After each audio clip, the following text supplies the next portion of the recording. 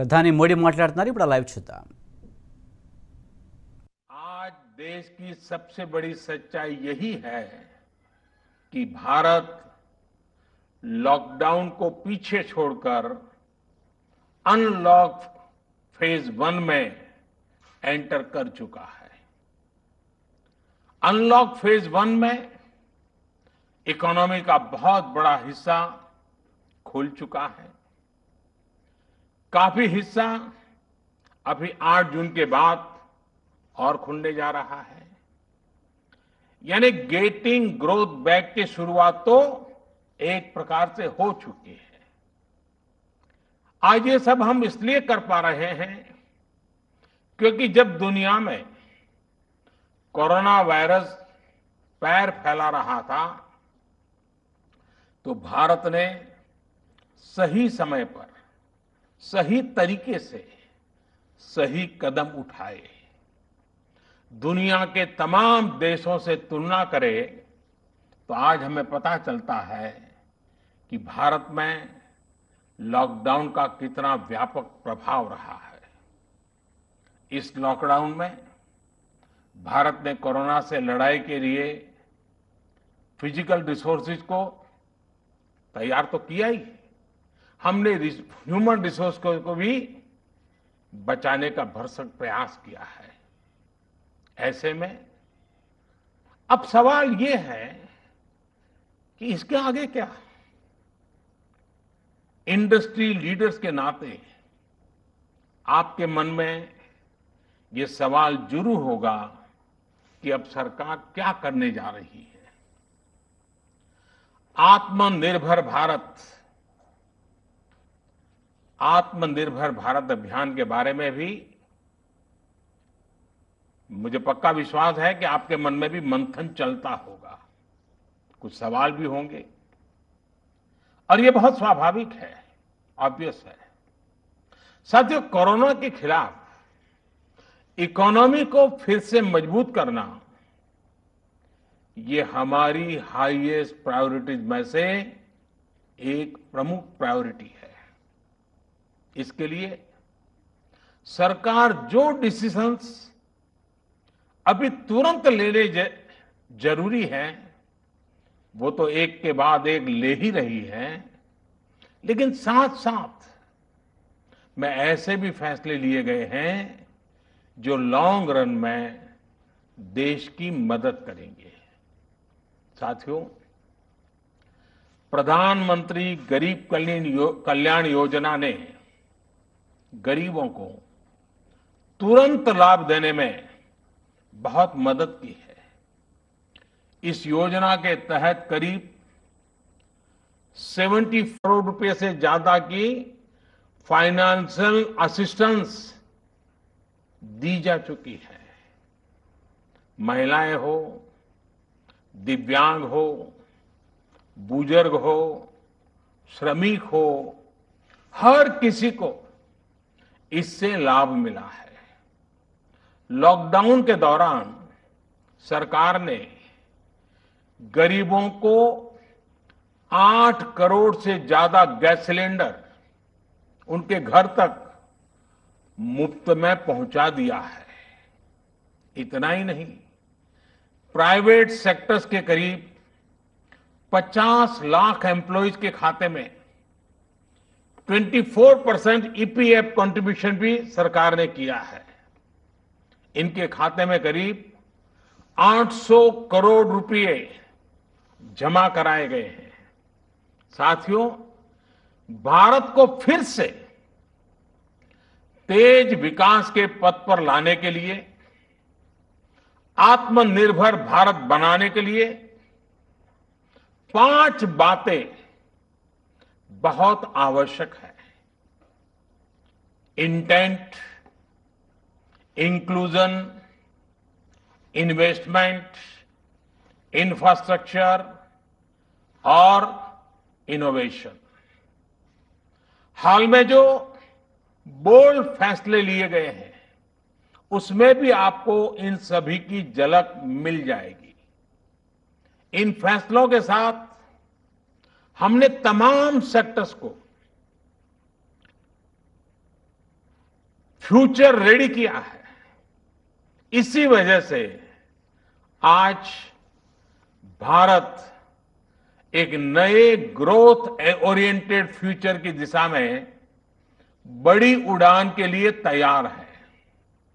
साथियों, हमारे लिए रिफॉर्म्स ये कोई रैंडम या स्कैटर्ड डिसीजन नहीं रहे हैं।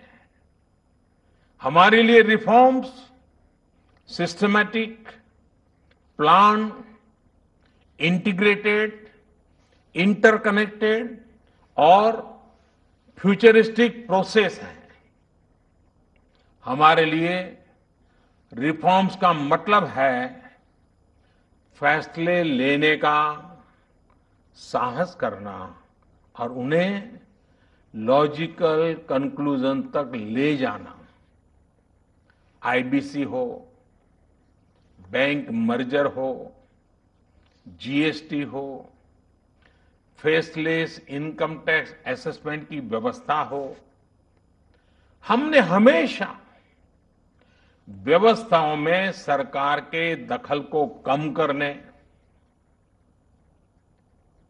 और मैंने तो लाल किले पर भी कहा था कि लोगों से, जिंदगी से सरकार को जितना हम कम कर सकते हैं हम करना चाहते हैं। प्राइवेट एंटरप्राइज के लिए एनकरेजिंग इकोसिस्टम खड़ा करने पर हम लगातार बल देते रहे हैं, कदम उठाते रहे हैं। इसी वजह से सरकार आज ऐसे पॉलिसी रिफॉर्म्स भी कर रही है जिनकी देश ने एक प्रकार से उम्मीद भी छोड़ दी थी। लोगों ने मान लिया था भाई ये तो हमारे देश में नहीं हो सकता है, ऐसी चीजें होने लगी हैं। अगर मैं एग्रीकल्चर सेक्टर की बात करूं तो हमारे यहां आजादी के बाद जो नियम कायदे बने उसमें किसानों को बिचौलियों के हाथों में छोड़ दिया गया था। किसान कहां फसल बेच सकता है, कहां नहीं बेच सकता है, इस तक के नियम बहुत सख्त थे। किसानों के साथ दशकों से हो रहे अन्याय को दूर करने की इच्छा शक्ति हमारी सरकार ने दिखाई है। एपीएमसी एक्ट में बदलाव के बाद अब किसानों को भी उनके अधिकार हासिल होंगे। किसान अब जिसे चाहे, जहां चाहे और जब चाहे अपनी फसल अपनी शर्तों पर, किसान की शर्तों पर वो फसल बेच सकते हैं। अब कोई किसान अपनी फसल देश के किसी भी राज्य में ले जाकर बेच सकता है। पहले तो इस पर भी बंधन थे। साथ ही वेयरहाउसेस में रखे अनाज या एग्रीकल्चर प्रोडक्ट्स अब इलेक्ट्रॉनिक ट्रेडिंग के जरिए भी बेचे जा सकते हैं। आप कल्पना कर सकते हैं इससे एग्री बिजनेसेस के लिए कितने नए रास्ते खुलने जा रहे हैं। साथियों, इसी तरह हमारे श्रमिकों के कल्याण को ध्यान में रखते हुए रोजगार के अवसरों को बढ़ाने के लिए लेबर रिफॉर्म्स भी किए जा रहे हैं। जिन नॉन स्ट्रेटेजिक सेक्टर्स में प्राइवेट सेक्टर को इजाजत ही नहीं थी, उन्हें भी खोला गया है।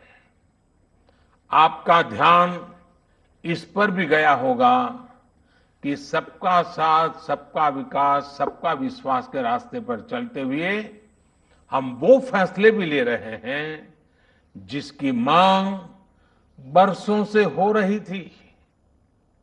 साथियों, दुनिया का तीसरा वो देश जिसके पास बहुत बड़ी मात्रा में कोयले का भंडार हो, कोल रिजर्व हो, जिसके पास आप जैसे साहसी और उद्यमी व्यापार जगत के लीडर्स हो, लेकिन फिर भी उस देश में बाहर से कोयला आए, कोल इंपोर्ट हो, तो उसका कारण क्या है? आप भी जानते हैं, देश भी जानता है। कभी सरकार रुकावट बनी रही, कभी नीतियां रुकावट बनी रही, लेकिन अब कोल सेक्टर को इन बंधनों से मुक्त करने का काम शुरू कर दिया गया है। अब कोल सेक्टर में कॉमर्शियल माइनिंग को परमिट कर दिया गया है। पार्सली एक्सप्लोर्ड ब्लॉक्स को भी अलॉटमेंट करने की परमिशन दी गई है।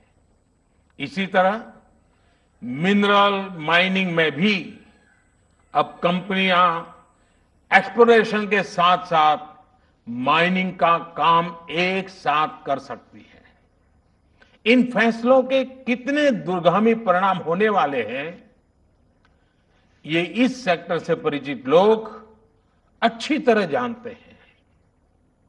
साथियों, सरकार जिस दिशा में बढ़ रही है, उससे हमारा माइनिंग सेक्टर हो, एनर्जी सेक्टर हो या रिसर्च और टेक्नोलॉजी हो, हर क्षेत्र में इंडस्ट्री को भी अवसर मिलेंगे और यूथ के लिए भी नई अपॉर्चुनिटीज खुलेगी।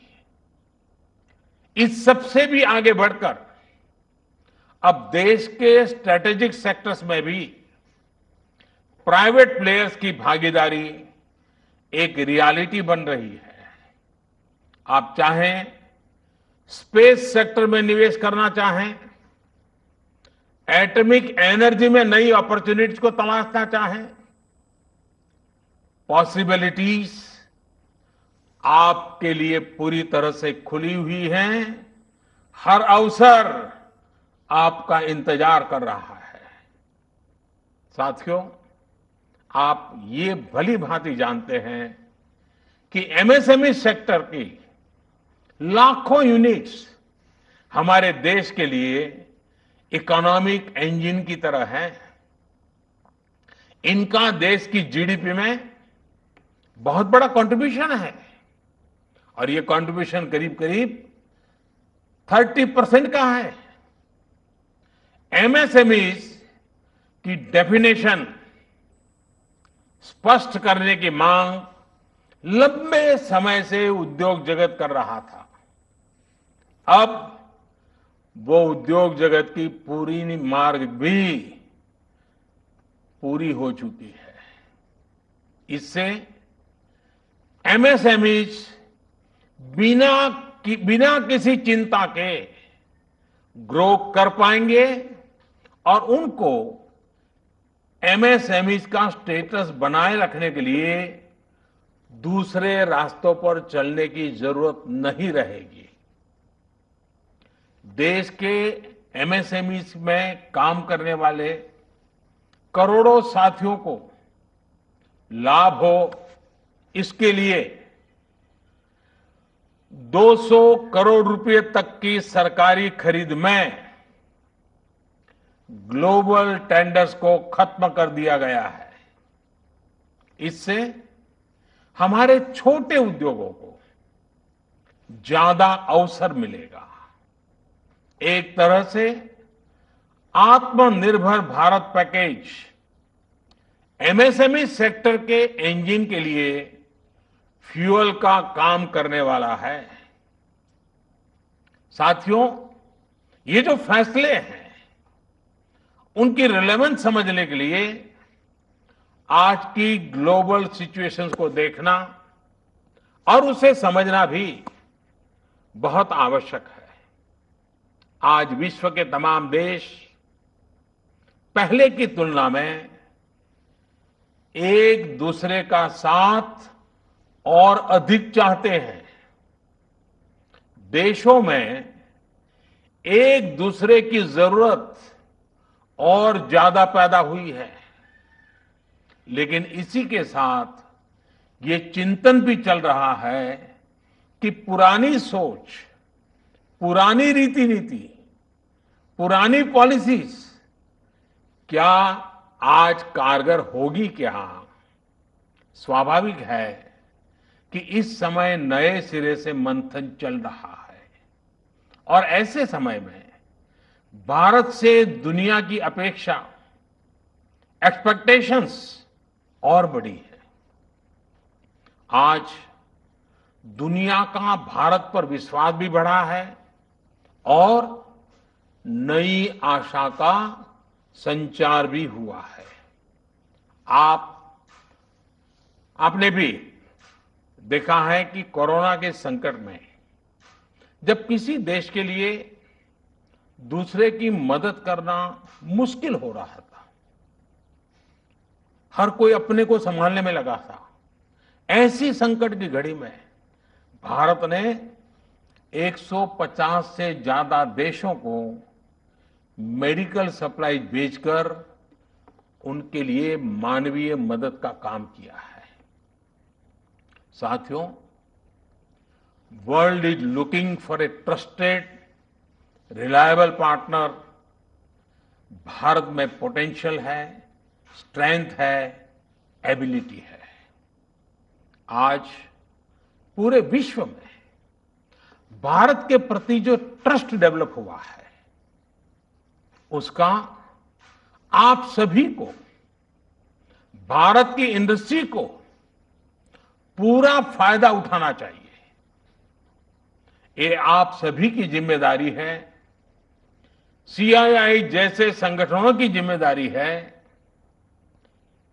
कि मैन्युफैक्चर्ड इन इंडिया के साथ ट्रस्ट, क्वालिटी, कॉम्पिटिटिवनेस तीनों जुड़ा हो। आप 2 कदम आगे बढ़ाएंगे, सरकार 4 कदम आगे बढ़कर आपका साथ देगी। प्रधानमंत्री के तौर पर मैं आपको भरोसा दे रहा हूं कि मैं आपके साथ खड़ा हूं। भारतीय उद्योग जगत के लिए ये राइज टू द ऑकेजन की तरह है। Trust me, getting growth back इतना मुश्किल भी नहीं है। और सबसे बड़ी बात कि अब आपके पास, इंडियन इंडस्ट्रीज के पास एक क्लियर पाथ है।